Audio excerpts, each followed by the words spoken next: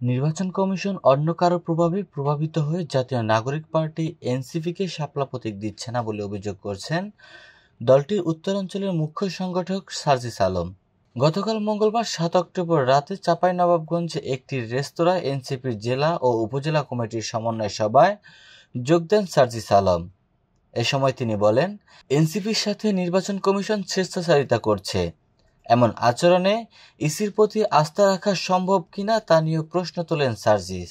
উপদেষ্টারা কি কি সংস্কার করছেন, জনগণের জন্য কি সুফল দেবে তা দেশবাসীর কাছে তুলে ধরার আহ্বান জানান সার্জিস আলম। বিএনপির উদ্দেশ্যে সার্জিস আলম বলেন, এই মুহূর্তে কোনো রাজনৈতিক দলের 20% ভোটও পাওয়া নিশ্চিত নয়। জনগণ অন্ধভাবে কোনো দল বা মার্কাকে ভোট দেবে না। আগামী 5 বছরের জন্য দেশের দায়িত্ব দিয়ে আস্থা রাখা যায় এমন দলকেই মানুষ জয়ী করবে।